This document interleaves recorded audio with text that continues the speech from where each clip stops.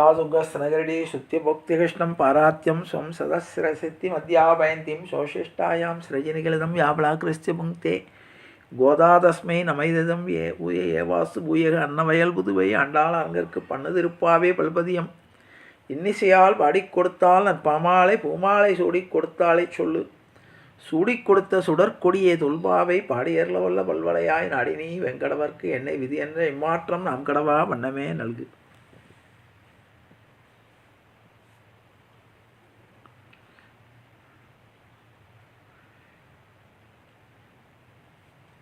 மனதை மயக்கும் மார்கழி திங்கள் 21ஆம் நாள் பாசுரம்.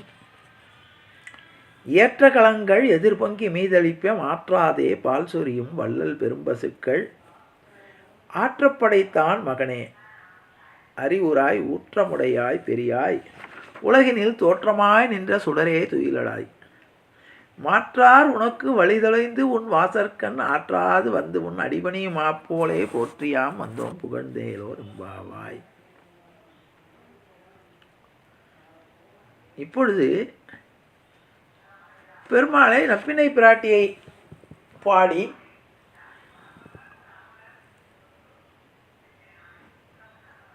சூரியனை எழுப்பி பொழுது புலர்ந்து விட்டது என்ற நிலையிலே இப்பொழுது நேரடியாக பெருமாளை பாட ஆரம்பிக்கிறார். பெருமாளை நேரடியாக பாட பெருமாளை சொல்லும்போது பெருமாளுடைய ஏற்றத்தை சொல்கிறாள். எப்படிப்பட்ட பெருமாள் தெரியுமா? ஏற்றகலங்கள் எதிர்பொங்கி மீதளிப்ப மாற்றாதே பால் சொரியும் வள்ளல் பெரும்பசுக்கள். வள்ளல் பெரும்பசுக்கள்னர் வள்ளல்னா என்னன்னா தன்னிடம் இருக்கக்கூடிய அனைத்தையும் வழங்கக்கூடியவன் தான் வள்ளல். எனக்கு வச்சுக்குவோன்னு நினச்சிட்டா வள்ளல் கிடையாது. தன்னிடம் இருப்பதை தாராளமாக தேவைக்கு அதிகமாக வழங்குபவன் தான் வள்ளல். இப்போ நான் எனக்கு 100 ரூபா வேணும்னு ஒருத்தன்ட்டு போயிட்டேன்னா அவன்கிட்ட 1000 ரூபா இருக்குன்னா நமக்கு 100 ரூபா தானே வேணும், 100 ரூபா கொடுக்குறவன் வள்ளல் இல்லை. என்னுடைய தேவைக்கு அதிகமாக தன்னிடம் இருக்கக்கூடியதை வஞ்சகம் இல்லாமல் வழங்கக்கூடிய அந்த 1000 ரூபாய் வச்சுக்கோன்னு கொடுப்பான். நடைமுறையில் சொல்லும்போது கூட சொல்லுவோம், நாம் நகைச்சுவையாக சொல்லுவோம். நம்முடைய நடிகர் எம்ஜிஆரை சொல்லும்போது புரட்சி தலைவர்னு சொல்கிறோமா இல்லையா, அவரை சொல்லும்போது சொல்லுவோம், அவர்கிட்ட யாராவது உதவின்னு போனால் பைக்குள்ளே கையை விடுவாராம், என்ன இருக்கோ அந்த அப்படியே நோட்டு கத்தையாக தூக்கி கொடுத்துருவாராம். அவனுக்கு தேவை கொஞ்சமாக தான் இருக்கும், எண்ணி கூட பார்க்க மாட்டாராம். ஏன்னா எண்ணினா கொஞ்சம் வச்சுக்கணும்னு சொல்லுவோம், அப்படியே தூக்கி கொடுப்பாராம். நம்ம பார்த்த மனிதனில் சொல்கிறேன். பெருமாள் எப்படிப்பட்டவர்னா பெருமாள் மாத்திரம் இல்லை, பெருமாளால் வளர்க்கப்பட்ட மாடுகள் கூட அப்படி இருந்துதான். கிருஷ்ணனுடைய பராமரிப்பில் வளர்ந்த மாடுகள் கூட வள்ளலாக இருந்துதான். பகவான் மாத்திரம் வள்ளல் இல்லை, பகவானால் பகவானுடைய ஸ்பரிசமும் பகவானுடைய சம்பந்தமும் ஏற்பட்ட மாடுகள் கூட வள்ளல் பெரும்பசுக்கள்னர் நாச்சியார். ஏற்கனவே நிறைய விஷயங்களை சொல்லுவான். வாங்க குடம் நிறைக்கும் வள்ளல் பெரும்பசுக்கள், அந்த பசுக்களுக்கு டைட்டில் பாருங்கள். இன்னொன்று கடைத்தில கற்றருமே கன்றுக்கு இறங்கி நினைத்து முளை வழியே நின்று சேராக்கும். அது பால் தாய் பசுவானது, தாய் எருமையானது கன்று வந்து தன்னுடைய மடுவிலே வாயை வைத்து சுவைக்கும் போது பால் வந்தால் அது எல்லாரும் இயற்கையானது. ஆனால் என்ன நினைக்கும்னா கன்று கட்டித்தான் இருக்கு, கனைத்து இளம் கற்றருமை கன்றுக்கு இறங்கி, ஐயோ நேரம் ஆகிடுத்தே நம்ம கண்ணுக்குட்டிக்கு பசிக்குமே நினச்ச உடனே பால் கறந்துடுமா. அது அந்த கறக்கிற பால் எப்படி இருக்குன்னா நினைத்து இல்லம் சேராக்கும் நற்செல் வந்தங்காய். அந்த வீடு பூரா சகதி ஆகிடுமா பால்னு கொட்டி. அந்த மாடு கட்டியிருக்கிற இடத்துல இருக்கக்கூடிய அந்த பூமி பூரா பாலாக கொட்டி சேர்ந்துடுமா. அப்படிப்பட்ட பசு. இங்கே என்ன சொல்கிறான்னா, சரி இது கட்டி இருக்கக்கூடிய பசு, கட்டை அவுத்து ஊற்றாச்சு, மாடும் வந்தாச்சு, கண்ணுக்குட்டி சாப்பிட்டு எடுத்து, கண்ணுக்குட்டிக்கு வயிறு ரொம்ப எடுத்து. இப்போ இவ பாலுக்காக ஒரு பாத்திரம் எடுத்துன்னு போகிறா ஆட்சியர், ஒரு பெரிய பாத்திரம். ஏன்னா தெரியும் மாடு நல்லா நிறைய கறக்கும்னு. இவ ஒரு பெரிய பாத்திரத்தை எடுத்துக்கொண்டு, ஒரு உதாரணத்துக்கு சொல்லணும்னா ஒரு 10 லிட்டர் பிடிக்கிற மாதிரி ஒரு பாத்திரம், நம்ம மாடு 10 லிட்டர் கறக்கும் நம்முடைய கன்றுக்குட்டிக்கு போக, அப்படின்னு பாத்திரத்தை எடுத்துகிட்டு போய் மடியில் கை வைத்த உடனே வச்ச உடனே அந்த பாத்திரம் ஃபுல்லாக ஆகிடுமா. கறக்கவே வேண்டாமா, தொட்ட உடனே அந்த பாத்திரம் ஏற்ற கலங்கள் எதிர்பொங்கி மீதளிப்ப. நாச்சியாருடைய வர்ணனையை பாருங்கள், சே கற்பனை கூட பண்ணி பார்க்க முடியாது. அந்த மடுவில் கை வைத்த உடனே இழுத்து ஒவ்வொரு மடுவில் பிடிச்சி ஒவ்வொரு எழுத்து தானே அந்த பாத்திரம் நிரம்பணும். அதுக்கு சந்தர்ப்பமே கொடுக்காதான். அதாவது பைப்பை திறந்து விட்ட மாதிரி வருமா. ஏற்ற கலங்கள் எதிர்பொங்கி மீதளிப்ப, பொங்கி வழியுமா. மாற்றாதே பால் சொரியும் வள்ளல் பெரும் பசுக்கள். ஏன்னா அது 10 லிட்டர் பாத்திரத்தை எடுத்துட்டு இருந்தோம், வச்ச உடனே அது கையை வைக்கிறக்குள்ளே இது ரொம்ப எடுத்து அடுத்த பாத்திரம் எடுத்துகிட்டு வரமே, இப்போ திரும்பி பார்க்குறக்குள்ள அடுத்தது ரொம்பிடுமா. மாற்றாதே பால் சொரியுமா. நம்மளாம் என்ன பண்ணுவோம், பால் கறப்போம், அது பால் சொரியும், அதுவாக கொடுக்குமா.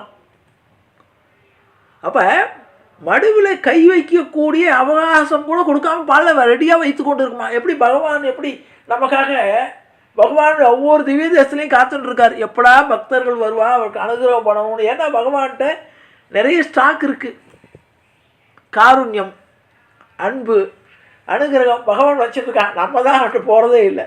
நீ வாட்டுக்கு உன் இதை வச்சுக்கோ, எனக்கு எதுக்கு உன் தயவுன்னு இருக்கும். நம்ம வந்த உடனே பகவான் நம்மளை எதிர்கொண்டு அழைக்கிறார்.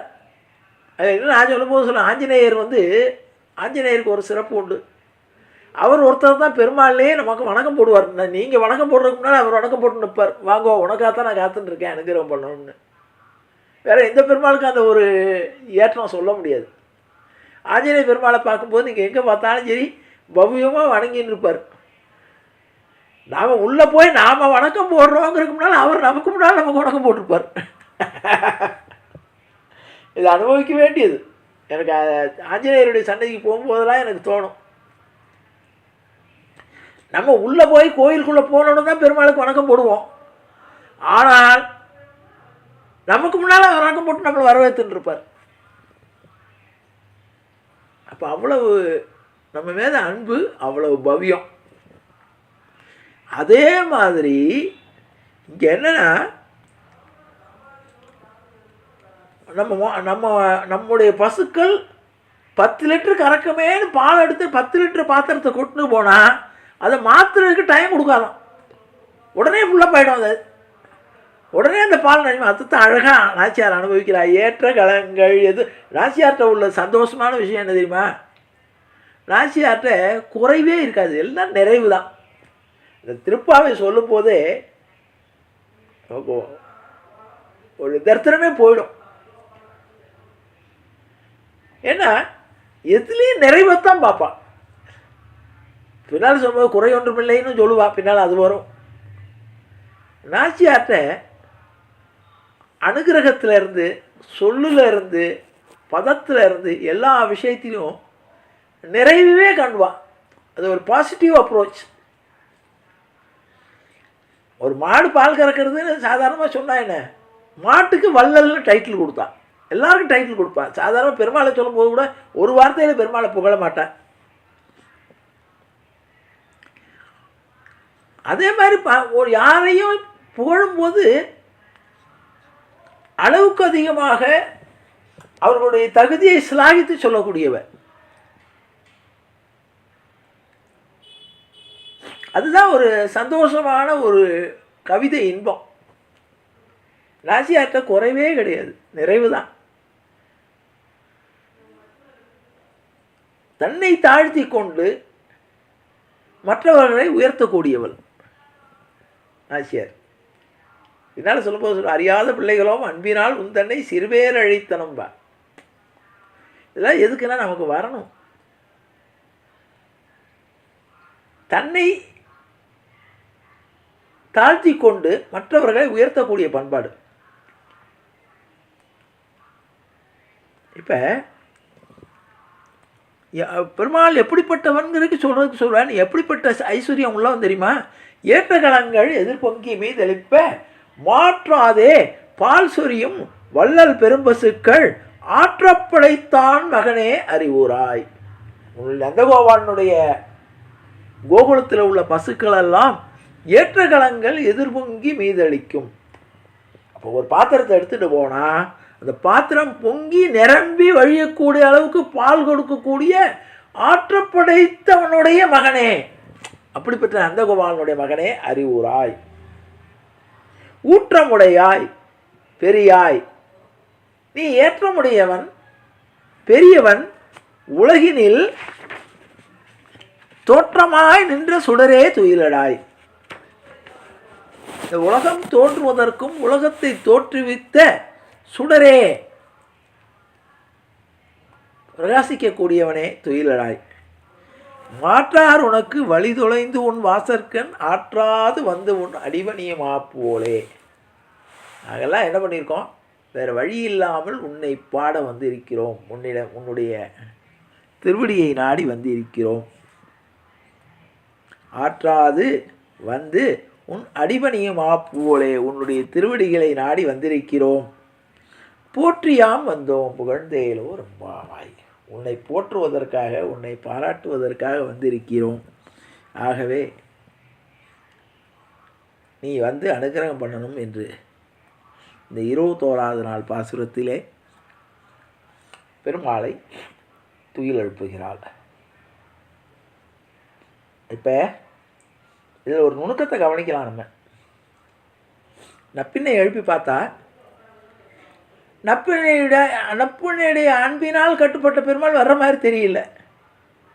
சூரியனுக்கு சுப்பிரவாதம் பண்ணான், 33 அமரருக்கு நீ எழுந்திருந்துன்னு.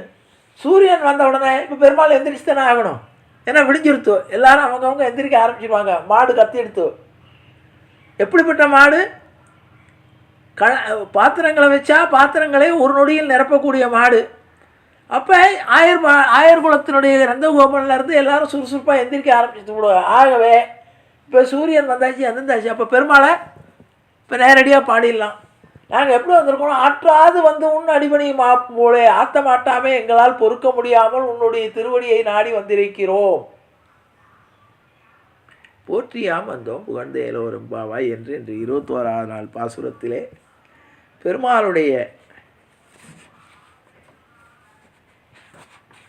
குணத்தையும் பெருமாளை பாடுவதற்கு நாங்கள் ஆற்றாமையினால் வந்திருக்கிறோம், எங்களால் பொறுக்க முடியவில்லை, உன்னுடைய அனுகிரகம் வேண்டும் என்று வேண்டி வந்திருக்கிறோம் என்ற அளவிலே இந்த பாசுரத்தை நாச்சியார் நிறைவு செய்கிறார் என்று கூறி நிறைவு செய்கிறேன்.